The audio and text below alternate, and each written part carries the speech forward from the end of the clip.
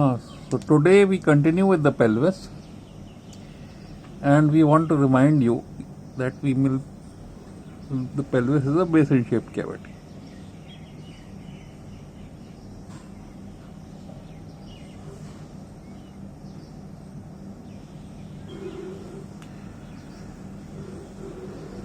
And we will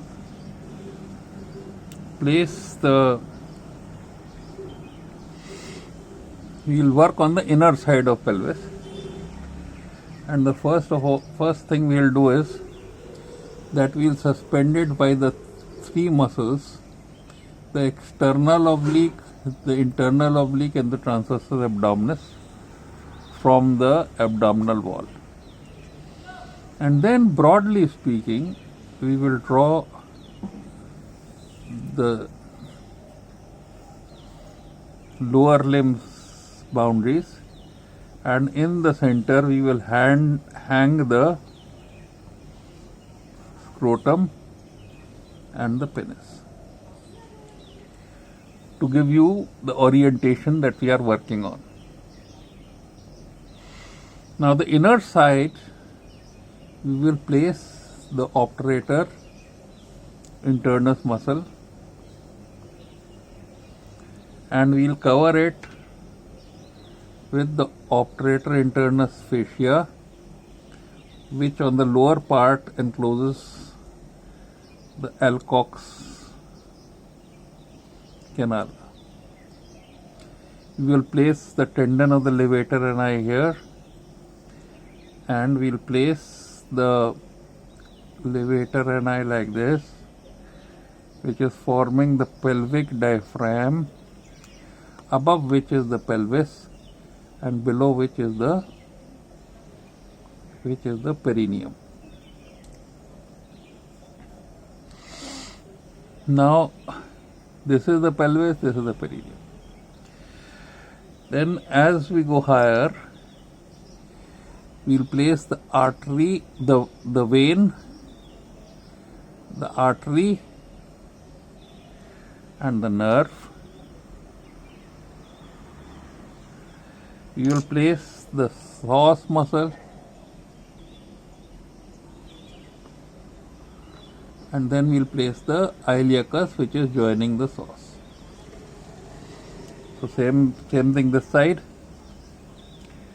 the vein, the artery,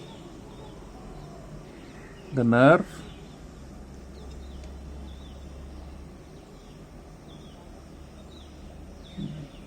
nerve is solid, and the psoas muscle and the iliacus. And he would tell you that the fascia transversalis is lining the abdominal wall, covering these and becoming the obturator internus fascia. A line of the fascia is also going like this and is sort of also covering the viscera of the pelvis. The bladder, for example, here, and this bladder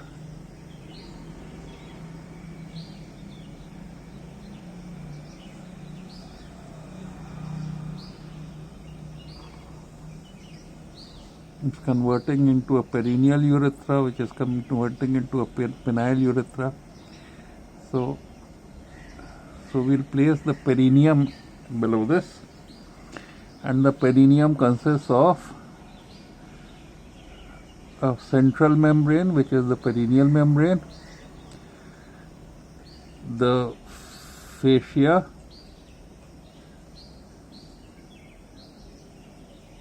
which lines the penis also, which is the Colles fascia. So this is the superficial fascia of the pelvic diaphragm, and then you have a deep fascia of the pelvic diaphragm.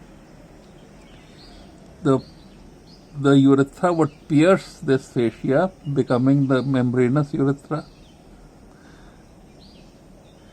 and then it will become the perineal urethra, and this perineal urethra will go up like this and then down like this, forming the penis.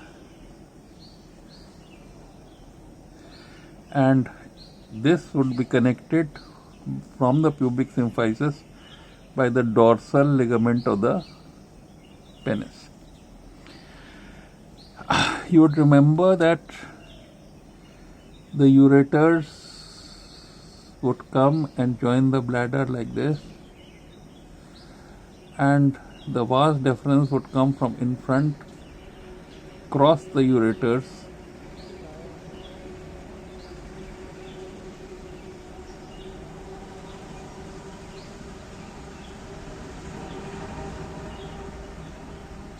it will cross the ureters, the vas deferens will cross the ureters, go down, have seminal vesicles, become the ejaculatory duct, and open through the prostate gland into the prostatic urethra. So broadly we covered the bladder. The prostatic urethra would consist of the viru montanum, in which there will be the openings of this ejaculatory duct, and this will add the semen and the sperms. You see, because the vas deferens is coming from the testes. It's coming from the testes. It's rising like this, going through the deep inguinal ring and becoming the vas deferens.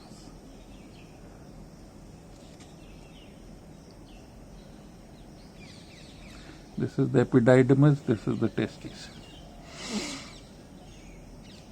The perineal urethra is surrounded by a muscle which helps in the ejaculation of the sperms, and this muscle mass is called as corpus cavernosum, corpora spongiosa, because it contains the urethra. On this side are the two corpora cavernosa, and all the three, the corpora cavernosa from the two sides and the corpora spongiosa from the middle, form the root of the penis. And they are connected from the pubic symphysis by a ligament, which is the dorsal ligament of the penis. Alright. So we made this broad structure, which is the transverse part, which is a transverse section, which is the coronal section through the pelvis. We will use it again, but we will use it when needed. Now we will concentrate on the medial wall of pelvis.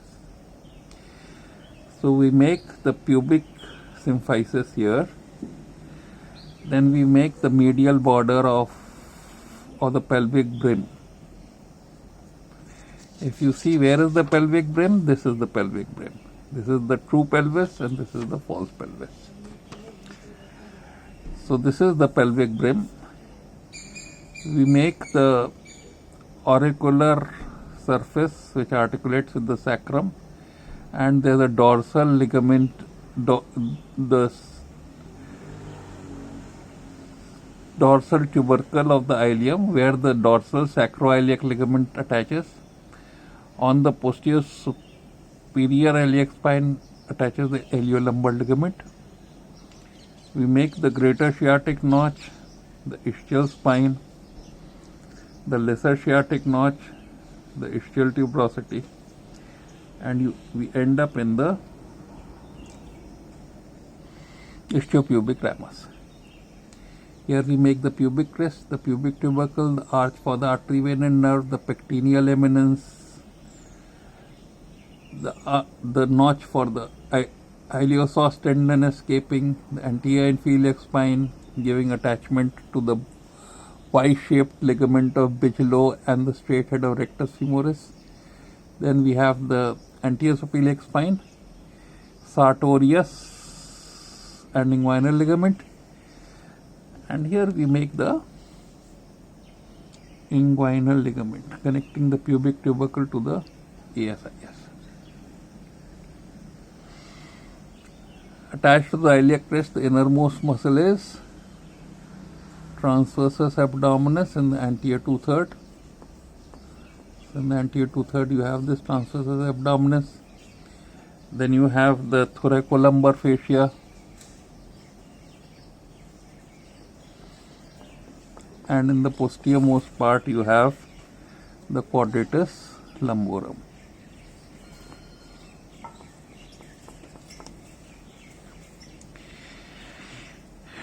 Now emerging from this notch,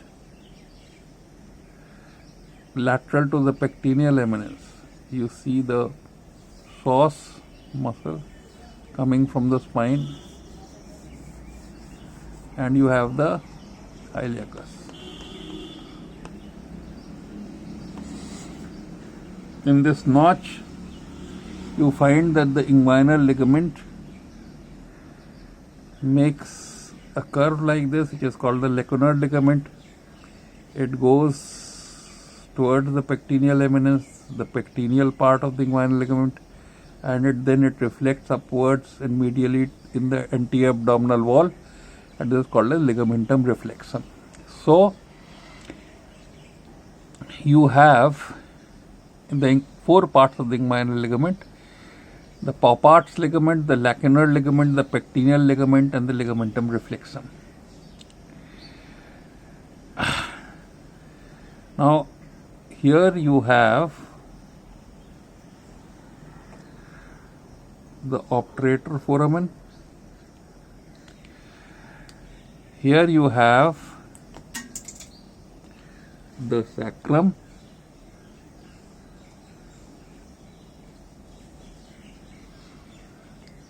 Here you have the sacrotuberous ligament. Here you have the sacrospinous ligament. And from this notch, from the aorta is arising the common iliac. The common iliac comes down like this, divides into an internal iliac here, continues as the external iliac,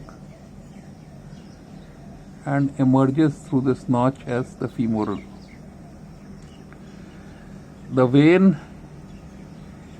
is medial to it, and medial to the vein is a lymph node. There is a lymph node here, which is called as the lymph node of Clockway.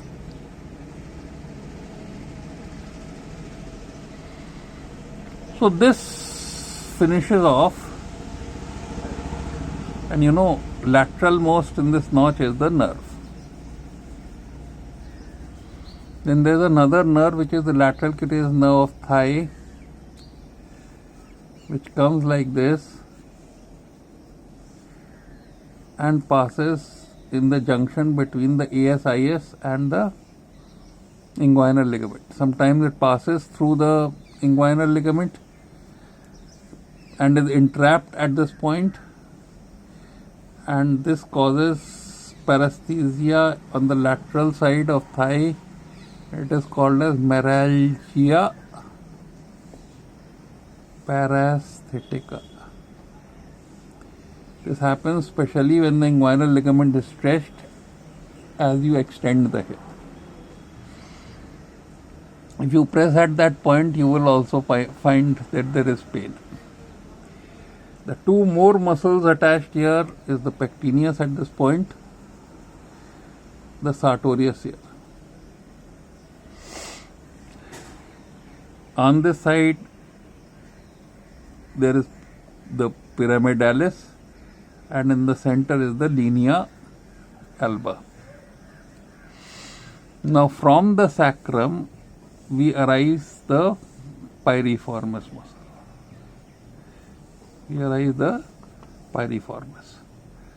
Here, this is initially covered by the obturator membrane. Then you have the obturator muscle, which emerges out of the lesser sciatic notch.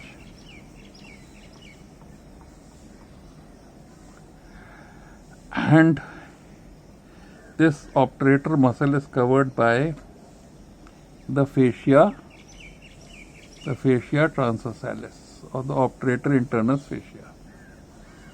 The obturator internus fascia, medial to the obturator internus fascia, is a tendon going from the pubic symphysis to the ischial spine. This is the sacrotuberous ligament. This is the sacrospinous ligament attaching to the ischial spine. And this sacrospinous ligament is muscular on the inside, and therefore this is also called as the coccygeus muscle. This is also called as the coccygeus muscle because it's going to get attached in the coccyx. So this tendon is the tendon of the levator ani, and this tendon of the levator ani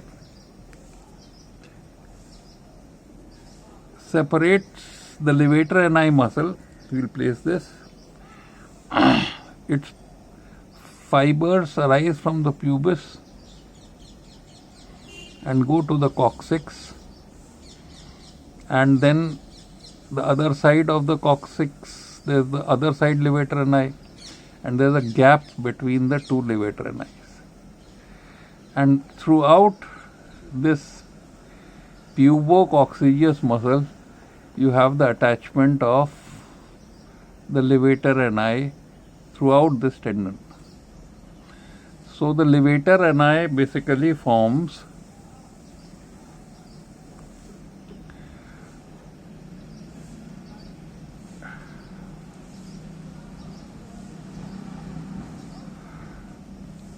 a diaphragm like this, which is called as the pelvic diaphragm. Above is the pelvis, below is the perineum. And there is a slit in between through which emerge all the structures from pelvis to the perineum. And the three structures basically that emerge are the rectoanal, the vagina, and the urethra. The gap between the levator ani tendon and the obturator internus fascia, this is the gap. You are asked sometimes. This gap is called as the hiatus of Fowlbay. Sometimes the abdominal content may herniate through this hiatus of Fowlbay into the perineum, but that's a rare thing. Now the perineum basically consists of, if this is the ischial tuberosity, consists of two triangles going up to the tip of the cortex, and this is the ischial tuberosity of this side. And this triangle which is going to the tip of the coccyx is directed backwards and is called as anal triangle. And then there is a triangle which is going up to the pubic symphysis, and this is called as the urogenital triangle. It is facing forwards. It gives passage to the urethra and vagina, and the anal triangle gives passage to the rectum and anal canal. On the side of the rectum and anal canal you have a fossa which is called as the ischiorectal fossa because it's bounded by the ischium and the rectum. This ischiorectal fossa would go forward and form the anterior recess, and you will quickly form the perineum here, the perineal membrane, the superior fascia which forms the deep perineal pouch, and the inferior fascia of the pelvic diaphragm going across the scrotum into the penis, forming the Colles fascia, and then into the anti-abdominal wall. Now, on this lateral wall is again artery, vein and nerve. So this artery, vein and nerve is the obturator artery, vein and nerve.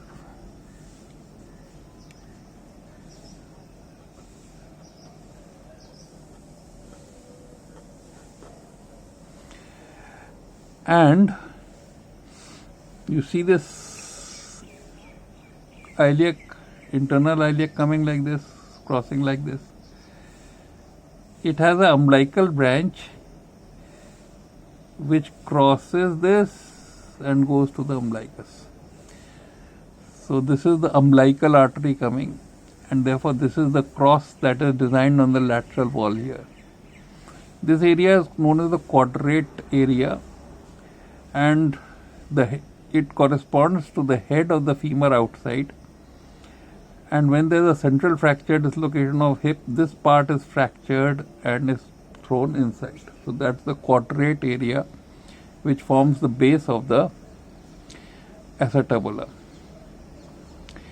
Now, one important thing is that here you have the transversus abdominis attached to the anti-abdominal wall, going like this. Transversus abdominis or anti-abdominal wall muscles, and you have a deep inguinal ring in the anti-abdominal wall. You have a deep inguinal ring here, and running in this deep inguinal, medial to the deep inguinal ring is the inferior epigastric artery, and from the inferior epigastric artery arises the accessory obturator.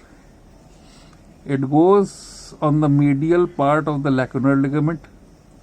It crosses and gets attached to the obturator. So if the obturator is absent, this is the abnormal obturator. If the obturator is present, it is the accessory obturator. The important point is that it runs on the medial border of the lacunar ligament, and in case there is a hernia through the femoral canal, if you cut medially, you will damage it. The best way is, this is also called as corona mortis, because when this starts bleeding, suddenly the blood pressure of the patient would drop. So the surgeon, corona means crown, mortis means crown of death. So when you are trying to approach the pelvic fractures in the perineal region, you have to detach the pubic tubercle and lift off the inguinal ligament. Then you have to be very careful about this corona mortis. Okay. So these are the structures in the lateral wall of pelvis, and what we'll do, we will put the ureter, which is coming like this, crossing like this, going through the prostatic urethra, going to the bladder, urinary bladder. Okay, going to the urinary bladder. Now this urinary bladder is a pyramidal structure. It has ends in the urethra.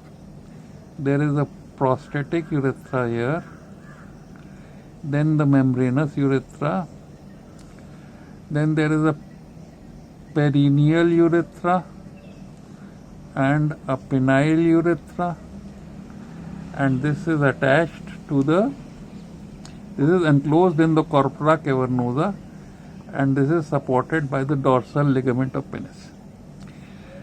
Now there is a dorsal vein of penis which crosses this dorsal ligament and goes and merges with the venous plexus around the bladder. So here is your prostate, and the tip of the bladder is connected to the umbilicus by something which is called as the urachus. Then from the anti-abdominal wall is coming the vas deferens. It crosses the ureter like this, and it goes through the prostatic urethra as ejaculatory duct into the prostatic urethra, passing the prostate gland, dividing the posterior part of prostate into the posterior prostate and the median lobe. Now this vas deferens would become the ejaculatory duct if it gets connected with the seminal vesical duct. So this in short is the placement of the bladder. Now we would make a little bit larger diagram of the bladder to explain fully its structure.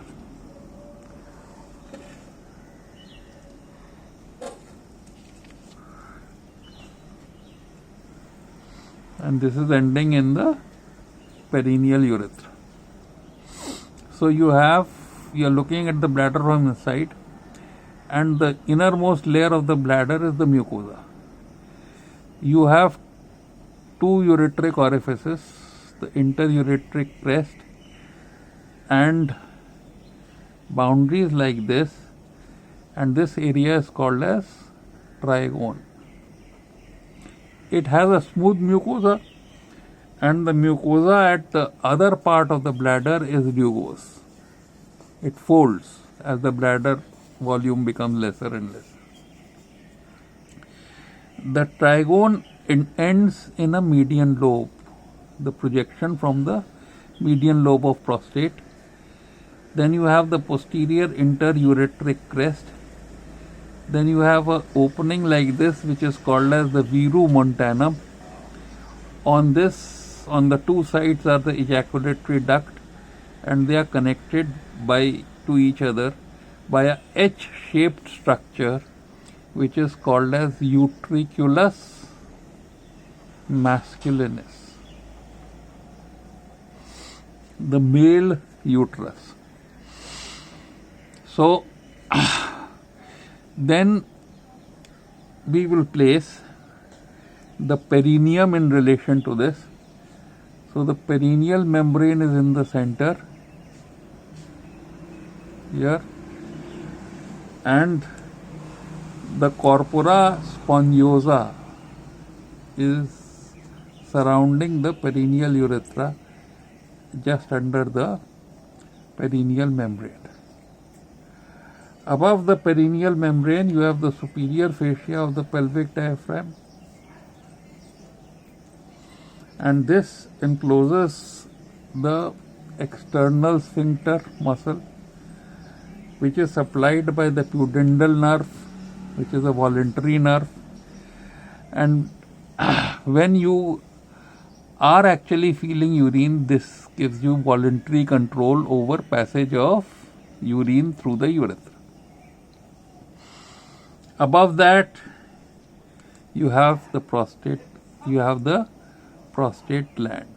So this part of the urethra is called as the prostatic urethra.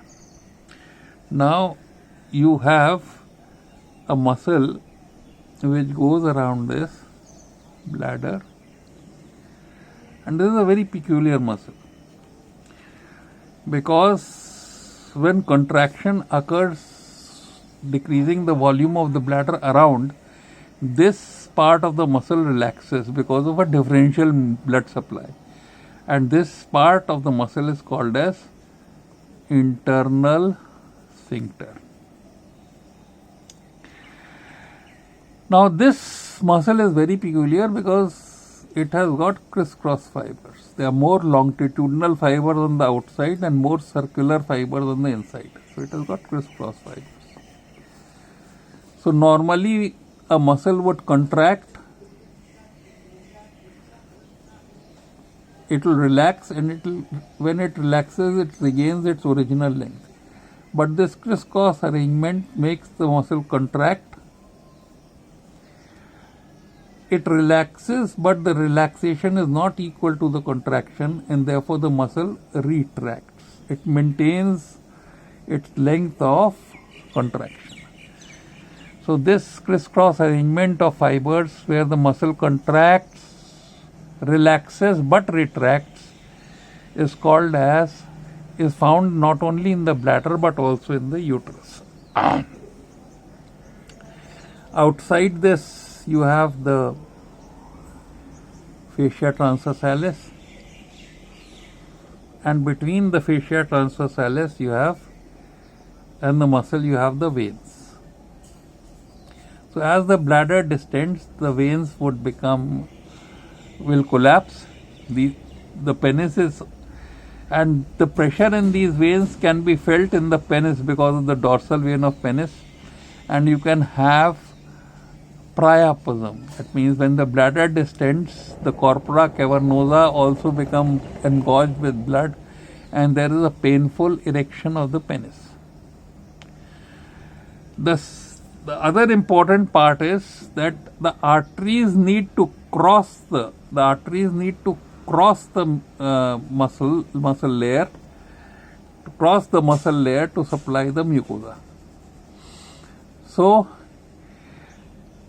with the distended bladder, the veins have collapsed, and the arteries keep on pumping blood into the mucosa.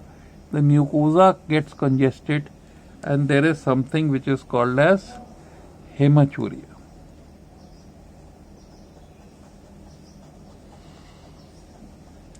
Another thing about the ureters is that it is crossing the muscles obliquely. So it's crossing it obliquely. So when muscles are contracting, when the bladder is contracting, this oblique crossing, supposing this is the crossing of the ureter and this is the muscle.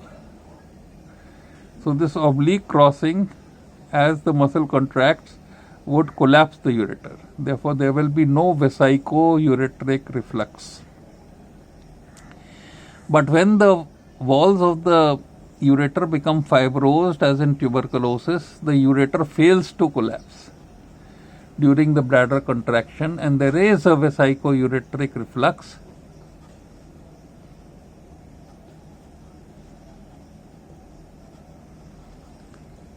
And such a ureter is called as golf hole ureter.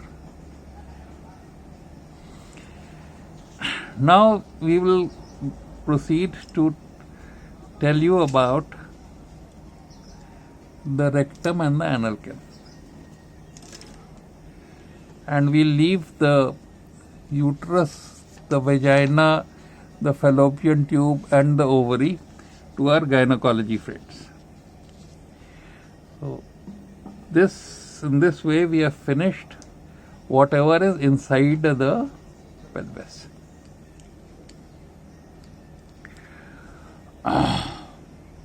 So we again draw the false pelvis, the true pelvis,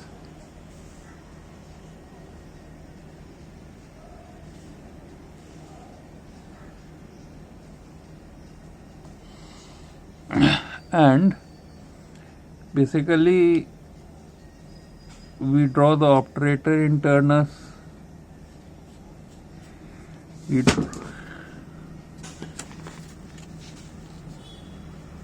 we draw the obturator internus,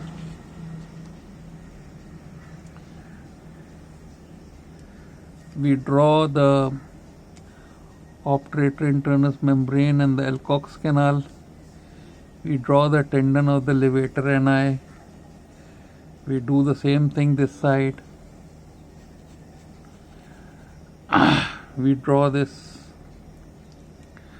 obturator internus fascia, we draw the tendon of the levator ani, and we make this slit through which the levator ani and here we place a muscle which is the pubococcygeus, and this pubococcygeus, if this is the pubic symphysis and you are seeing it from above, and here is the coccyx, and on this side you have the obturator internus of the two sides. Then this muscle pubococcygeus is rising from the pubis and getting attached to the coccyx, and there is a slit. All this you will have a tendon of the levator ani like this on both sides, and you will be able to see the ischio-coccygeus and the muscle of levator ani, which is like this from top. It will pass the anal canal, the vagina, and the urethra, and this will be pubo-urethral, and there will be a sphincter like this also which will close the urethra. Then there will be a pubo-vaginalis part of the levator ani and a pubo-rectal part of the levator ani. Okay, and the importance of this pubo-rectal part is that the rectum is directed forwards and the anal canal is directed backwards. So this notch is maintained by the pubo-rectal muscle, pubo-rectalis, so that the contents of the rectum do not pass into the anal canal unless and until you voluntarily relax the levator ani and the anal canal becomes aligned to the rectum. So this anorectal angle supported by the pubococcygeus muscle and the longitudinal and circular fibers of the rectal muscle itself is the anorectal ring, which prevents the contents of the rectum into leaking into the anal canal. So now we proceed to make the rectum and the mucosa of the rectum and the mucosa of the anal canal, and then we place the circular fibers very thick here, forming the circular muscle, and the longitudinal fibers.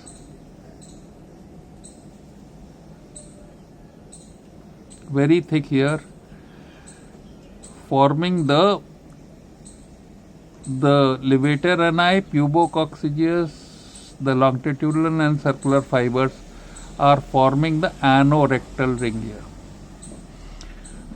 Then these fibers would continue into the anal canal also. If we look at this in thickness, first of all these rugosities in the rectal wall will be made prominent by veins passing, and they will form what are called as the columns of Morgagni. They are called as columns of Morgagni. So these are columns of Morgagni. Then they are connected with each other by folds of mucosa, which make spaces or pockets, and this These are called as valves of ball. And this forms what is called as the dentate line.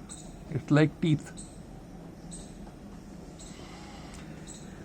Then you have a watershed of connection between the ectoderm and endoderm, and this is represented by a line which is called as the white line of Hilton.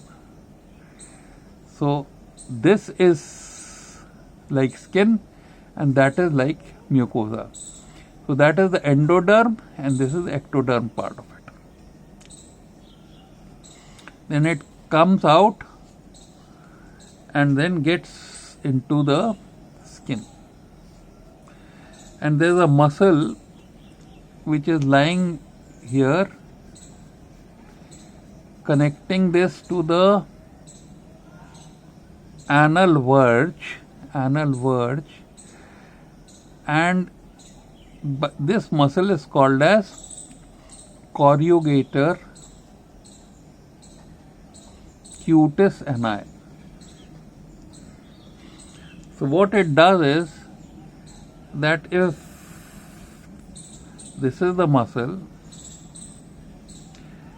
and this is the mucosa in a distended anum, then when this muscle would contract, the mucosa would become like this and it would close.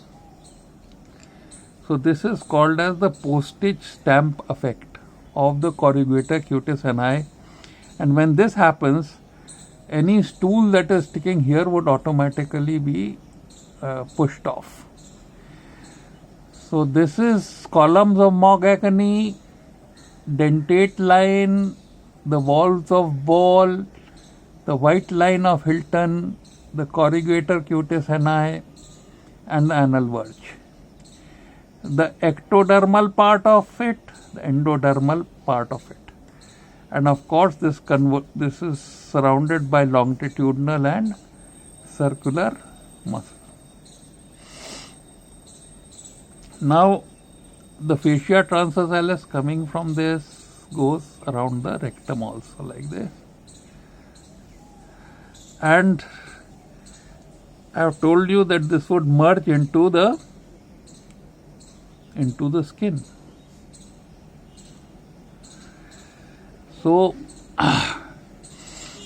this area is filled with fat.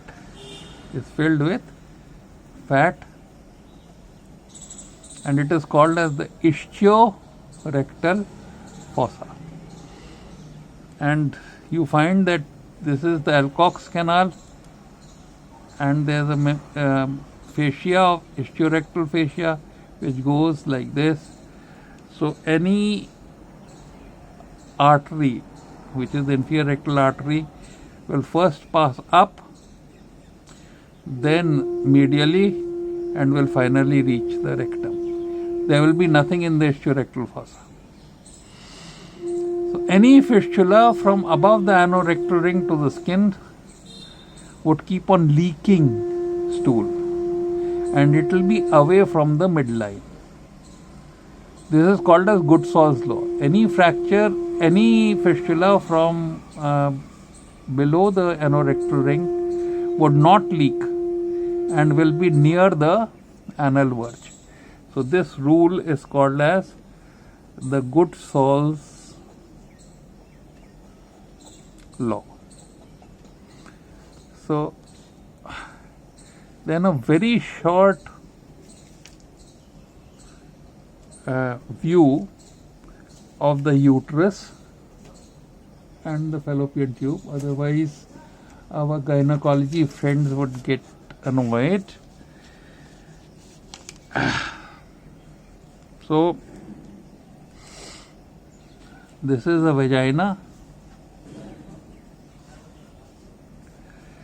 and this is the verge of the vagina, enclosed by the pubo-vaginalis muscle. On the dome of the vagina you have an opening like this, which is called as the cervix, and here you have the uterus. So vagina is directed forwards like this, and the uterus is directed like this. So there is an angle between the vagina and the uterus, and the uterus would not prolapse into the vagina because it is held forward by the round ligaments which emerge out of the deep inguinal ring and come and get attached to the labia majora. So this uterus encloses the bladder like this, and the cervix is supported by ligaments from the pelvis, from the forward, from the side, and from the back, from the coccyx. Ischiocervical, coccygeocervical, and pubocervical ligaments.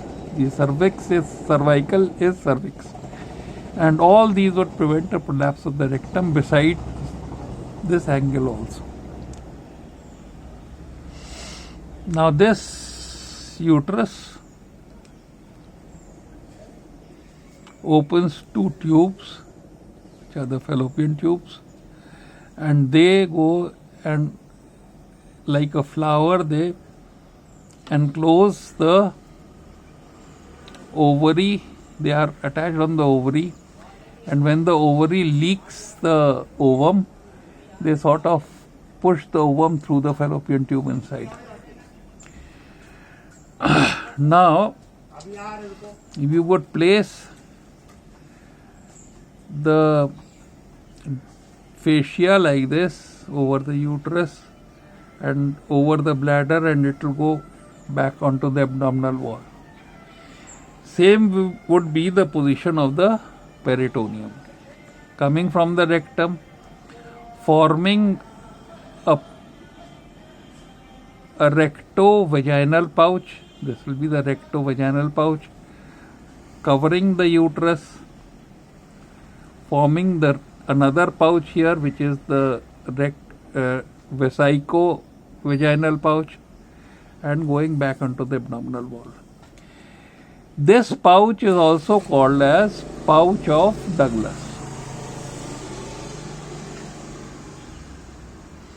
and it is connected to the perineal body, perineal membrane, perineal body here by a fascia, a two-layered fascia, which is called as fascia of Denonviller. And there is a potential space in between which can form a cyst in the perineum, and this is called as space of Proust.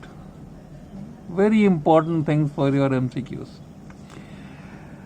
And the space of Proust is also called as the space between water and winds, because on this side is the wind, the rectum.